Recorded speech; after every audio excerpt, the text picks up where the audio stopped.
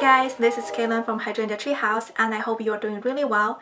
Today I want to share with you how to build a floating shelf that goes wall to wall. We recently extended our house for a home addition, and that includes a master suite. So I built this floating shelf to go above the toilet niche in the master bathroom to add a little bit storage and a place to add style. This project is really customizable. You can change the length, the width, and also how thick you want your floating shelf to be. I'll list up all the materials and tools I use for this project, as well as a written instruction. So check it out when you're ready to give this project a try. Now let's get started. The first step is to determine how high you want your shelf to be and measure that from the floor. For my case, I decided to have the shelf to be about 60 inches from the floor. That's about 5 feet. And I also measure the width of the space, and that will be for later. And then I use a level to draw a horizontal line, and that will be used as a baseline for the shelf, and that should be leveled. And next, I need to add support pieces to all 3 walls. I started with the center one. This is something I can install to the wall and drive to the stud to support the shelf. I'm using this thing that's called the StudBuddy. It has a magnetic piece on the back and that snaps to the drywall screws. I found this to be very easy to use compared to those battery operated ones. After that, I transferred the stud markings to the support pieces so then I can drill pilot holes. That's because the wood I'm using for the support pieces are hardwood, so they are a bit hard to drive through. Then I start to drive 2-inch screws through those holes to the stud. After driving in 1 screws, I'm using a level again just to adjust it a little bit and then drive the remaining screws. And I did the same for the other 2 pieces that are on the side. And next is to attach the plywood to the top and bottom, and that's gonna form the shape of the shelf. So for the top, I'm using 1/2-inch plywood. I try to scrap it to my wall so that will fit pretty well. And if it doesn't fit snugly, that's fine too, because you can always patch it later before painting. And I use brad nails to tap them into the braces.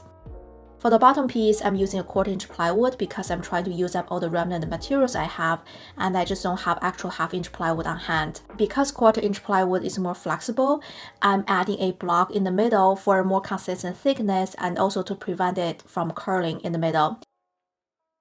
And that little wooden block is actually a leftover piece from cutting the support pieces.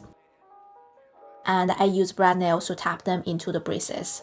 If you are using 1/2-inch plywood for the bottom piece, you can skip the block part because 1/2-inch plywood is better at keeping itself straight, so there's no need for that.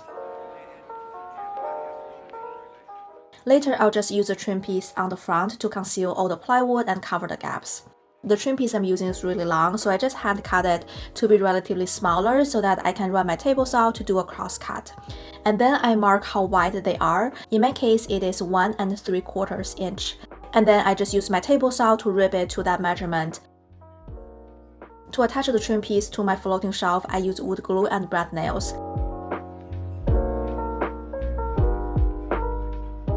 I'm using some clamps to hold it in place while I nail it in so I can free up my hand. Over here, I'm mainly tapping the brad nails to the 1/2-inch plywood on the top and also the blocks in the center and the 2 side pieces. For the bottom piece, because it's only a 1/4 inch thick, it will be relatively hard for me to nail it through without the nails sticking out. But using brad nails to secure it from the top and the 2 sides plus the wood glue should be enough to hold everything in place.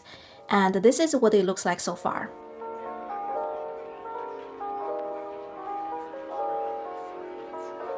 For the next step, I patch all the small nail holes with wood filler, and I also run caulk to fill any gaps. Once they are dried, I sanded all the wood fillers and do a second pass if needed, and then I gave it a few coats of paint that's the same color as my wall, so it blends in seamlessly. It looks like one solid piece floating in the middle of the space. And this is what it looks like after I finished the space and styled it. I mainly use this floating shelf to add more decor and art, just to add a little bit delight to the little niche. You can also use this floating shelf for more practical use. For example, you can put a basket and stuff it with toilet paper or other things you may use for the bathroom. In addition, you can build several of this shelf for maximum storage solution, and that might be something I may consider in the future when I need more space. Thanks so much for watching and staying till the end. I really love this project because it's a simple and effective way to build a floating shelf, and it's so easy to customize. If you enjoyed this video, give it a thumbs up and consider subscribing to my channel for more videos like this, and I'll see you next time.